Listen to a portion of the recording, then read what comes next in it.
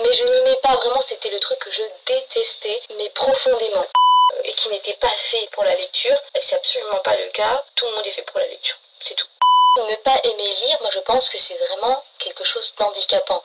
Bonjour, alors aujourd'hui je me trouve dans un dépotoir, voilà, un changement de cadre. En tout cas j'aime bien la petite luminosité ici, j'ai une grande fenêtre là devant moi et c'est parfait. Alors aujourd'hui je fais une vidéo pour ces gens-là qui ont envie de lire, qui aimeraient bien aimer la lecture, mais qui ne savent pas par où commencer. Et j'ai envie de dire que c'était totalement mon cas. D'ailleurs moi j'ai commencé à vraiment m'intéresser à la lecture à mes 22 ans, donc c'est quand même assez tard. Toutes les lectures d'été qu'on nous donnait quand on était au collège, au lycée, ou même les lectures en cours d'année, et ben moi je peux vous avouer un truc aujourd'hui, maintenant que le collège, le lycée sont des années derrière moi, je n'ai jamais lu ces livres, même pas un seul. D'ailleurs en 6e on avait un livre qui s'appelait Camus et l'idée du siècle, et vraiment c'est un tout petit livre, il me semble que c'est un livre vraiment tout mince, ouais peut-être que l'épaisseur du livre c'était ça, bon peut-être que je me trompe, mais vraiment rien que ça. Alors j'avais une flemme vraiment pas possible, et donc je l'ai jamais lu. Et en cours de français quand il fallait faire, et pas des dissertations, c'est un exercice où tu devais imaginer la suite de l'histoire.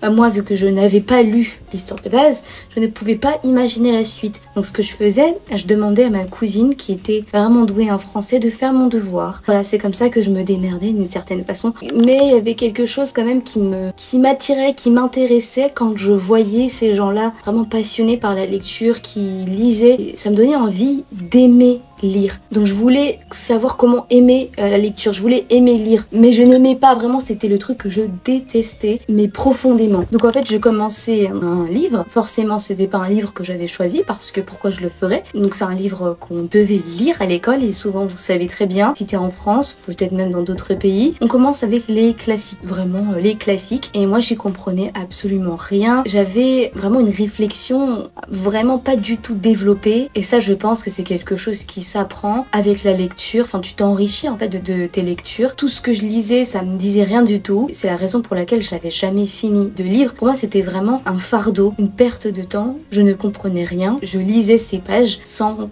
comprendre en fait l'essence du livre, ou même comprendre en fait l'histoire. Je ne comprenais pas du tout les figures de style, les métaphores, tout ça. C'était vraiment très premier degré. Moi je m'en souviens au lycée, au collège, j'étais quelqu'un en fait qui arrivait à mémoriser les choses par cœur, à les appliquer, mais il n'y avait pas de réflexion derrière. Et tout ce qui était cours de français et cours d'histoire aussi, c'est vraiment des matières qui ne m'intéressaient pas du tout. Pourquoi? Parce qu'il y avait une réflexion derrière, et une réflexion que je n'avais pas. Et un truc, vraiment j'ai honte de le dire, et moi j'étais la personne qui critiquait, dans le sens où je disais à des camarades qui étaient dans ma classe à l'époque, c'était des gens comme moi qui n'aimaient pas lire, et je leur disais franchement c'est vraiment trop nul ce livre. Est-ce que le type qui a écrit ce livre, vraiment il avait pensé à toutes ces figures de style? Est-ce qu'il y avait une réflexion derrière? Eh ben non, il a juste écrit. Et nous on nous demande de faire des dissertations, des commentaires, et c'est complètement ridicule. C'est ce que je disais.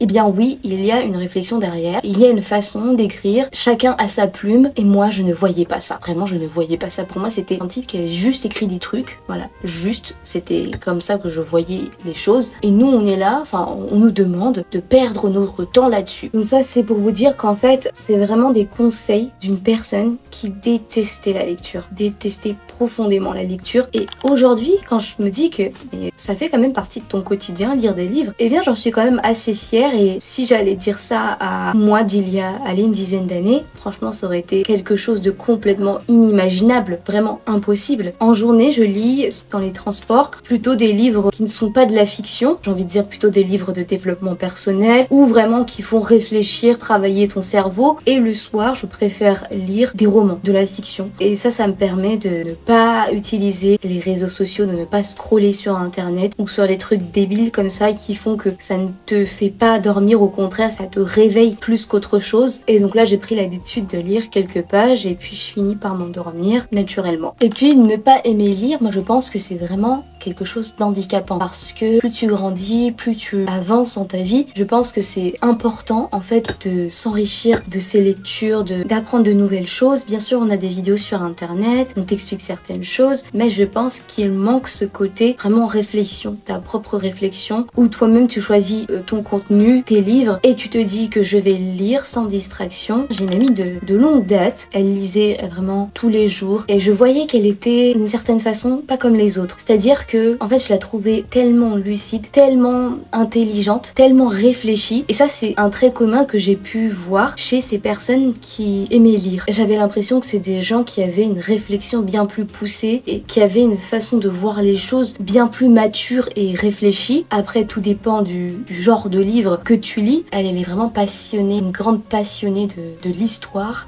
de manière générale, et d'ailleurs plusieurs autres sujets. Parce qu'on était allé à l'Arc de Triomphe, il y avait un documentaire qui est projeté à l'intérieur de l'arc. Elle m'expliquait un petit peu tout un tas d'informations complémentaires là-dessus. Elle était vraiment passionnée quand elle me racontait tout ça. Et c'est à ce moment-là que je lui avais demandé, mais comment tu fais pour être si passionnée? Comment tu fais pour lire autant? Moi j'aimerais bien aimer la lecture. Et elle m'a dit, tu peux commencer par un truc qui t'intéresse, un sujet qui t'intéresse, et tu commences par là. Commence petit, peut-être un article, un tout petit livre, mais sur un sujet vraiment qui te passionne, et tu verras après, tu seras lancé et peut-être que d'autres choses t'intéresseront. Et c'est complètement vrai, parce que plus tu lis, plus il y a cette curiosité qui se développe, cette curiosité de vouloir apprendre d'autres choses, plus de choses, et qui te fait sortir en fait de cette zone de confort, une zone de confort dans laquelle je suis longtemps restée, parce qu'en fait c'était ma safe zone, on va dire. Peu importe ton âge, tu peux toujours te mettre à la lecture, il n'est jamais trop tard. Vraiment, il n'est jamais trop tard. Et donc, comment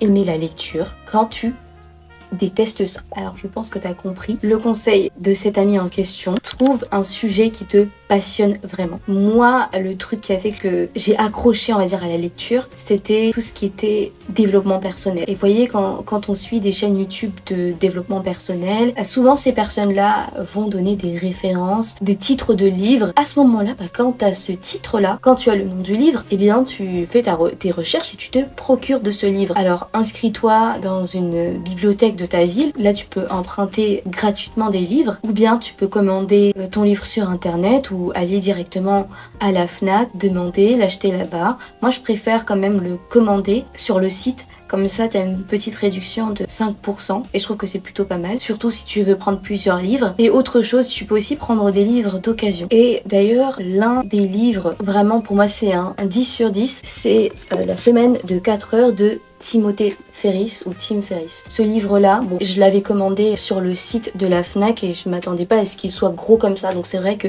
ce n'était pas évident de se le trimballer dans les transports parce qu'en fait tu l'ouvres, il est gigantesque comme ça. L'écriture là-dedans, c'est quand même plus gros. Et en plus, c'est un livre qui se lit petit à petit. Il y a des exercices qui sont proposés tout au long du livre et je trouve ça cool. Bon là, c'était le moment promo de ce livre. Il est tellement connu ce livre. Voilà, je vous apprends rien. Donc voilà, maintenant, t'as ton livre. Moi, je suis plutôt livre papier. Si t'as un genre de Kindle, de tablette où tu peux télécharger des livres, c'est une version plus rentable parce que du coup, le livre se télécharge en format PDF, il me semble, et c'est vraiment moins cher par rapport au livre physique. Moi personnellement, quand je travaille sur une tablette et j'ai envie de faire la différence entre, bon là je suis exposée à un écran, là c'est vraiment de la lecture. Bon après le Kindle, il y a aussi cette lumière qui fait vraiment livre, j'ai envie de dire. Peut-être que dans le futur je me convertirai au Kindle, mais pour l'instant c'est pas prévu et j'aime bien ce côté, je sais pas, t'as ton livre et tu tournes les pages et puis t'as ton post-it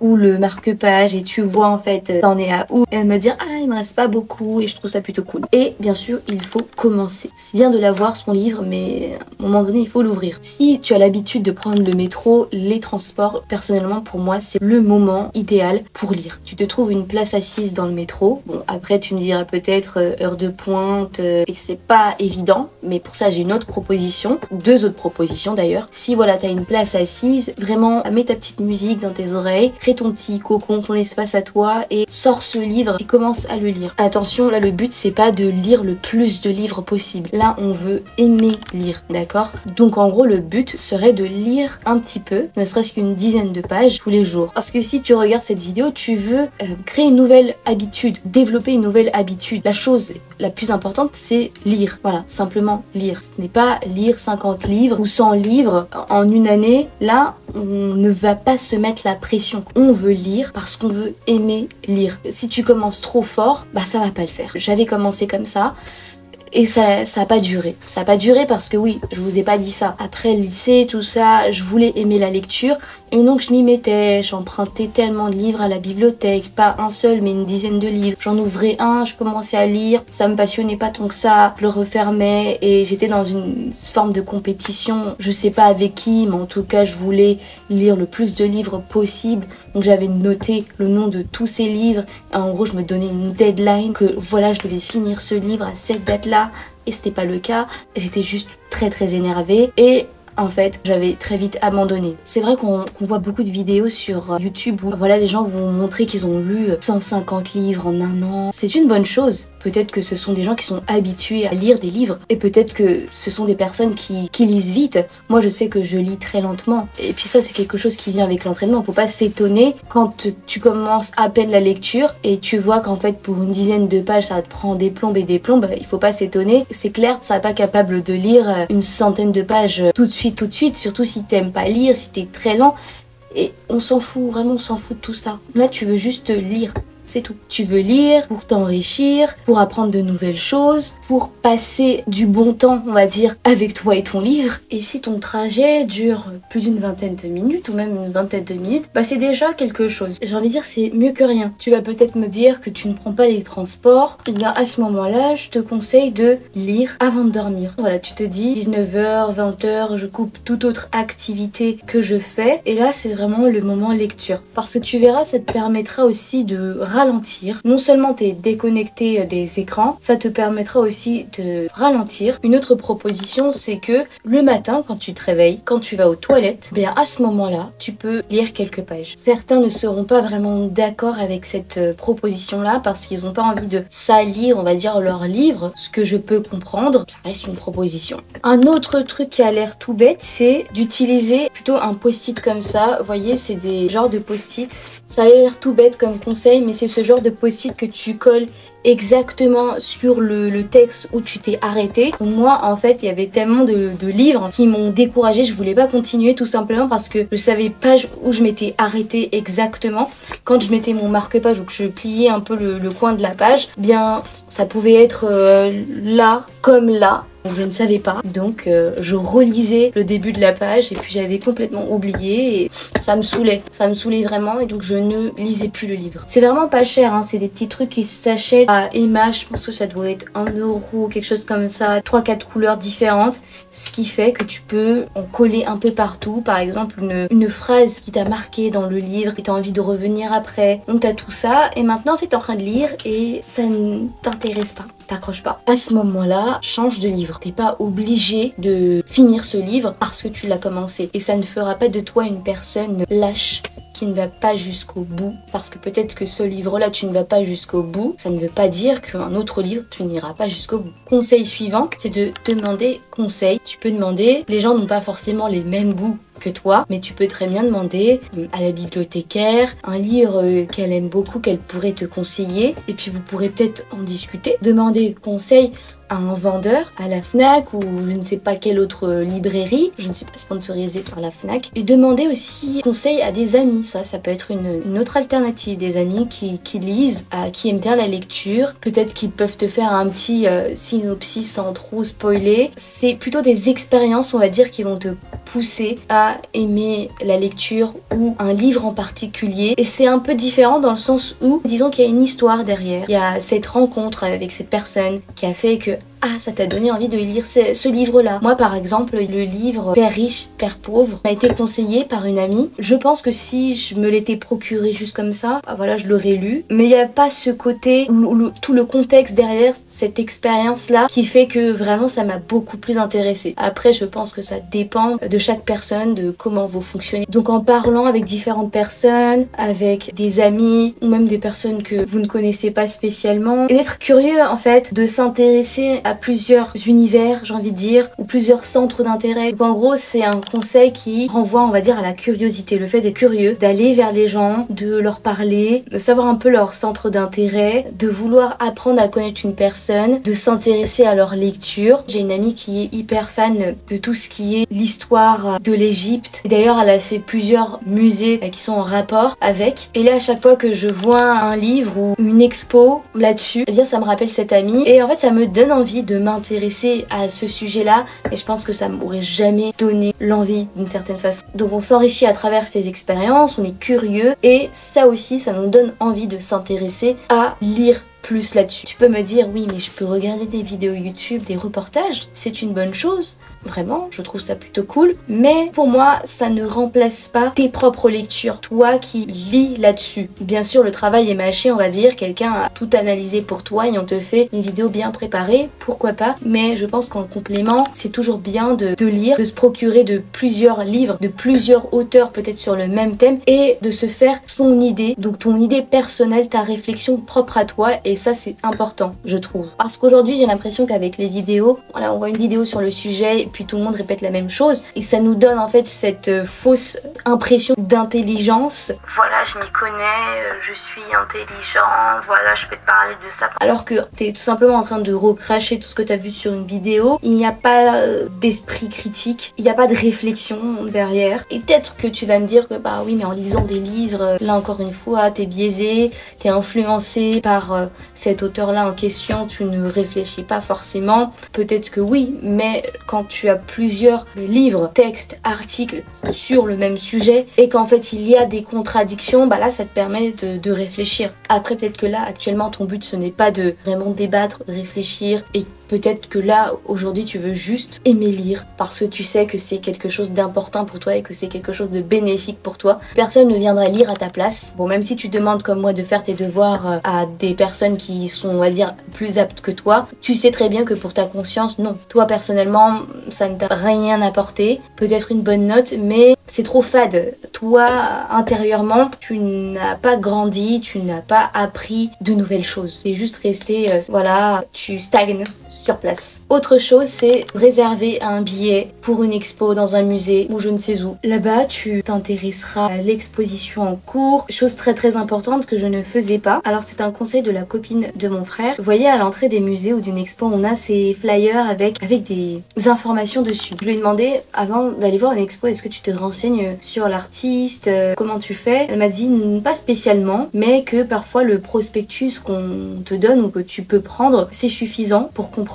Et depuis qu'elle m'a dit ça, bah, j'ai pris l'habitude de prendre ce flyer, ce prospectus, de le lire. Ou sinon, quand vous avez une expo, souvent il y a écrit sur le mur un peu l'histoire derrière, un contexte historique, des informations sur l'œuvre en question. Donc je prends le temps maintenant de le lire. Avant je ne le faisais pas spécialement. C'est quelque chose que je n'appliquais pas parce que j'allais au musée, tout simplement pour aller au musée. Ça veut dire que je ne m'intéressais pas spécialement aux œuvres. Voilà, je faisais un peu le tour, histoire de regarder, de faire des photos. Et quand on lit petit à petit et qu'on avance au cours de l'expo, il y a des choses qui peuvent te marquer ou non. Mais si ça te marque, ça va peut-être te pousser à faire des recherches de ton côté et à s'intéresser encore plus à l'artiste ou à l'œuvre ou à des œuvres sur le même sujet, sur la même thématique. Donc voilà, là tu l'as trouvé ton sujet qui te passionne. Donc c'est peut-être pas un sujet qui te passionne, mais cette petite curiosité va te pousser à en savoir plus. Et ça c'est vraiment génial. Donc c'est un moyen, un peu comme le conseil précédent, il y a quelque chose qui t'intéresse en particulier, donc tu vas faire des recherches là-dessus. Et ça peut aussi être l'inverse. Donc t'es en train de lire un livre et ça te donne envie d'aller voir l'expo qui est sur le même thème. Bon là, vu que cette vidéo c'est plutôt centré sur la lecture, là je pars du principe que tu vas là-bas voir une expo dans un musée et il y a quelque chose qui te passionne. Pas forcément, je sais pas, un tableau, une sculpture, ça peut aussi être l'aéronautique, un autre sujet, l'astronomie. Vraiment il y a des expositions sur tout, donc non, on va pas rester fixé sur uniquement les tableaux, les sculptures ou des choses on va dire qui font très facilement penser à de l'art et tout le reste peut-être pas. Dernier conseil, et d'ailleurs je pense le plus important, ne te dis pas que tu n'es pas fait pour la lecture, que la lecture ce n'est pas pour toi, que de toute façon t'es pas comme ces personnes qui ont un vocabulaire hyper élaboré, que ça ne t'intéressera jamais. C'est une question d'entraînement. C'est pour ça un petit peu tous les jours, rien que le fait de t'y intéresser un petit peu tous les jours, lire un petit peu tous les jours, c'est un bon début et puis tu verras, après c'est une question de curiosité et de vouloir peut-être s'améliorer. Ne te dis surtout pas que c'est pas pour toi la lecture, tu n'es pas fait pour ça. Il n'y a pas de gens faits pour ça et d'autres qui ne sont pas faits pour ça. Ça c'est absolument faux. Moi, ce genre de trucs là, de catégoriser les gens, ça n'existe pas du tout. La preuve, moi, j'ai toujours pensé que je faisais partie de ces gens qui n'aimaient pas la lecture et qui n'étaient pas faits pour la lecture. C'est absolument pas le cas. Tout le monde est fait pour la lecture. C'est tout. Vraiment, sans exception, moi je pense que tout le monde, vraiment tout le monde est fait pour la lecture. Et ne te mets absolument pas dans une forme de compétition malsaine où tu veux juste lire un grand nombre de livres pour le nombre de livres. Une question de chiffres. Non, si c'est ça l'objectif, moi je pense que c'est perdu d'avance. Donc oui, la lecture c'est pour toi et ne te mets pas la pression. Mais d'ailleurs aujourd'hui je suis contente de faire cette vidéo parce que ça vient quand même d'une personne qui détestait horriblement la lecture et tu verras, ça te permettra d'avoir un vocabulaire beaucoup plus élaboré, d'apprendre de nouvelles choses. Moi clairement j'avais beaucoup de mal à m'exprimer. J'ai encore du boulot à faire aujourd'hui, c'est clair. Mais aujourd'hui, même si je n'ai pas tout le vocabulaire qui puisse exister sur Terre, je sais que je m'exprime tellement mieux qu'il y a une dizaine d'années. Et ça c'est en partie grâce à la lecture. Je n'ai pas envie de dire complètement grâce à la lecture dans le sens où il y a aussi le fait de parler à des êtres humains, des gens qui font que là aussi tu deviens plus à l'aise à l'oral et que tu arrives à, on va dire, enrichir ton vocabulaire. D'ailleurs moi j'évitais de m'exprimer parce que déjà j'avais peur de parler, j'étais très timide et surtout j'avais pas de vocabulaire et c'était ça aussi qui me bloquait on va dire et j'avais peur en fait de se faire moquer, ce qui m'empêchait on va dire de m'exprimer. Mais c'est tellement important de savoir s'exprimer. Et d'ailleurs, je suis pas la meilleure personne, on va dire. Je ne suis pas une personne qui a une élocution très fluide, très jolie à entendre, pas du tout. Mais d'ailleurs, je m'en fous. Je m'en foutais pas avant, c'est clair. Mais là, j'ai l'impression qu'on est en train de virer sur un autre sujet. Mais je pense que c'est parce que j'avais ce besoin de montrer que non, vous n'allez pas me prendre pour une grosse merde. Mais après, quand intérieurement, t'arrives à t'auto-satisfaire de ce que tu fais, de tes lectures, t'es pas là pour impressionner les autres. Fais-le pour toi. Et je te dis encore une fois, tu es fait pour la lecture, tu ne peux pas dire le contraire, mais pour ça, il faut bien commencer quelque part. Et là, je t'ai donné pas mal de conseils pour que tu puisses t'y mettre dès aujourd'hui. Dès aujourd'hui. Et d'ailleurs, si c'est le cas, dis-moi en commentaire le sujet qui te passionne, le livre, dis-moi quel est le livre en fait que tu as choisi. Je suis très curieuse de savoir et peut-être que ça me donnera pas mal d'idées pour mes prochaines lectures. Allez, je te dis bye, à la prochaine!